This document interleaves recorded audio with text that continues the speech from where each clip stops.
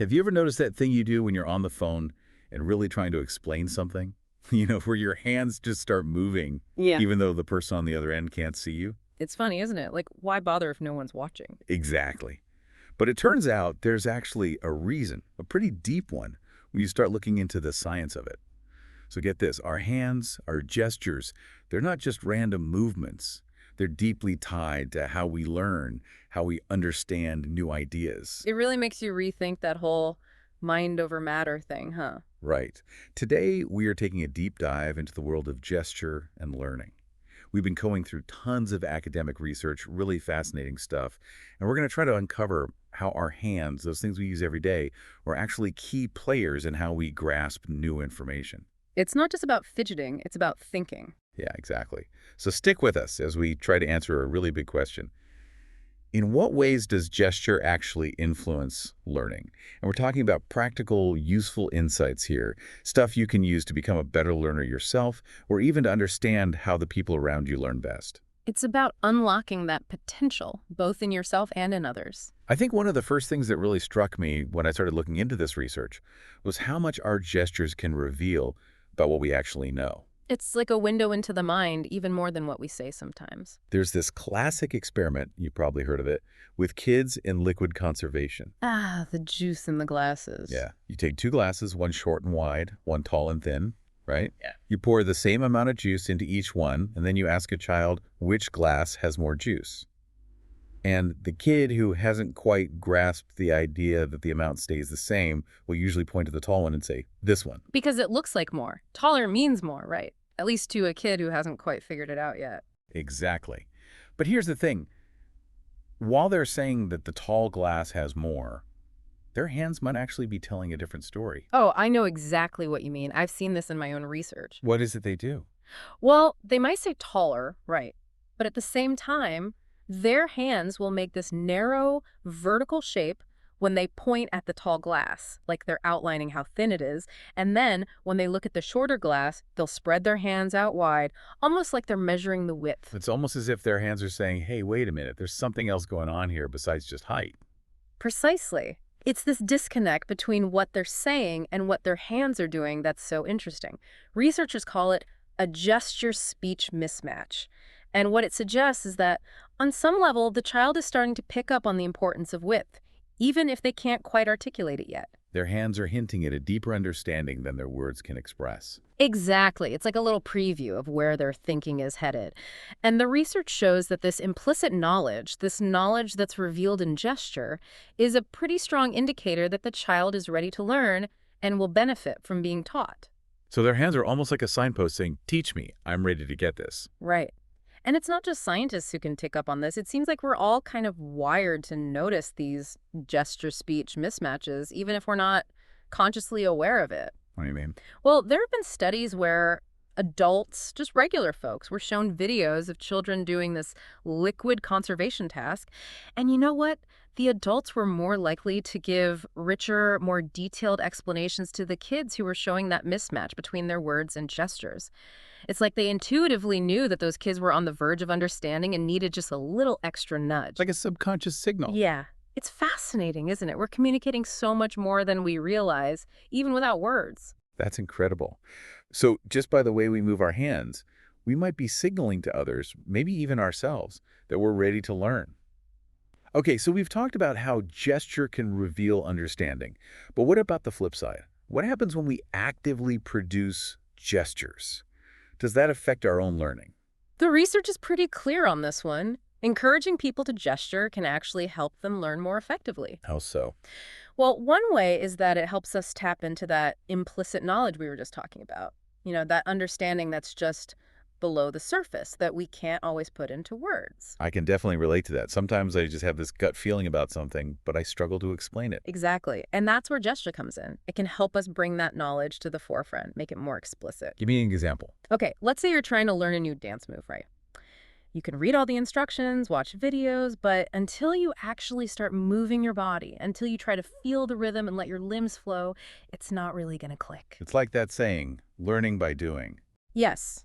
And gesture is a way of doing, even if it's not directly manipulating objects. I'm starting to see what you mean. There was this great study where researchers asked kids to solve math problems. Some of the kids were encouraged to gesture while they were explaining their thinking, and some were told not to. What they found was that the kids who gestured were actually more likely to come up with new strategies for solving the problems. So the act of gesturing actually sparked new ideas? It seems that way. And the really cool part is that even later on, when they were asked to solve similar problems without gesturing, those kids who had gestured before were still more successful. Wow, so the benefits of gesturing stuck around even when they weren't doing it anymore. Exactly. It's like the gestures helped them form stronger neural connections, which then made it easier for them to solve those problems in the future. So it's not just about what's happening in the moment, it's about how gesturing can actually change the way we think long term. Right. And this isn't just limited to math. There have been studies showing similar effects in other areas, like moral reasoning, problem solving, even learning new languages. So no matter what you're trying to learn, encouraging yourself or others to gesture could be a really powerful tool. Absolutely. And you know what's even more interesting? Even just watching someone else gesture can help us learn. Really? So, like if I'm watching a teacher explain something and they're using a lot of hand gestures, that could help me understand the concept better. That's what the research suggests. Especially for young children, seeing a teacher gesture can be really helpful. It helps make abstract ideas more concrete, more visual. It's almost like the teacher's hands are becoming part of the explanation. In a way, they are. They're adding another layer of information, another way of representing the concept. Can you give me an example? Sure, imagine a teacher explaining the concept of symmetry.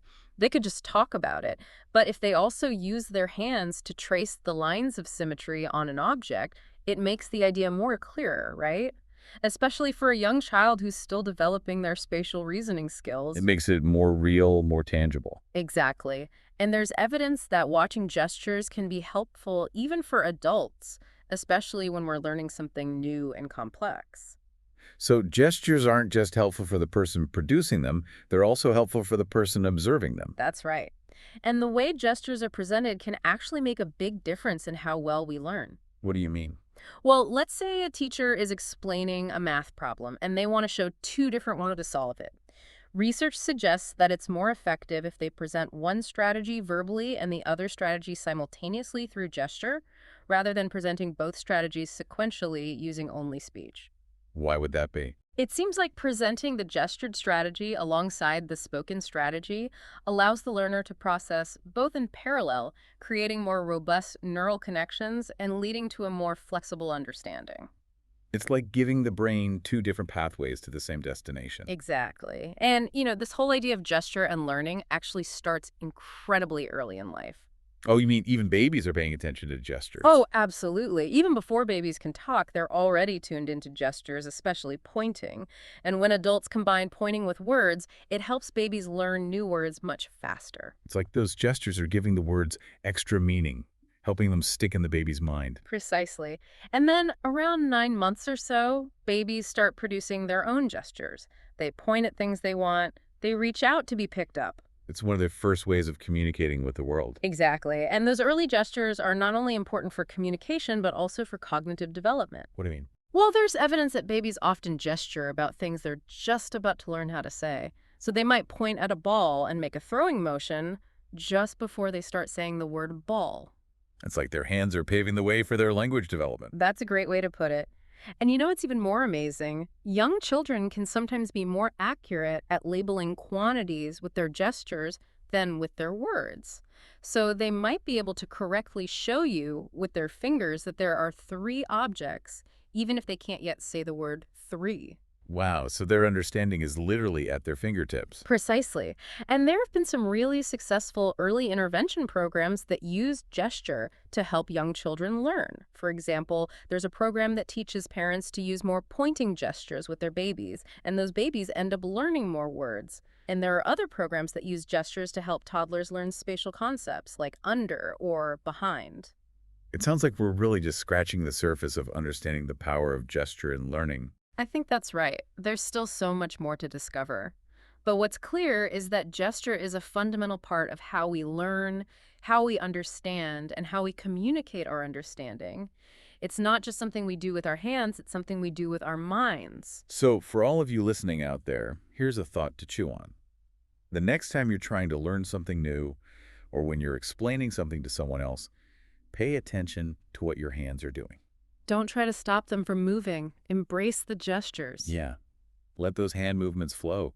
They might just be the key to unlocking a deeper level of understanding, both for yourself and for the people around you. Because thinking with your hands, well, it turns out that's not just a saying, it's a reality. And with that, we'll leave you to ponder the incredible power of gesture. Until next time, happy learning, everyone. And happy gesturing.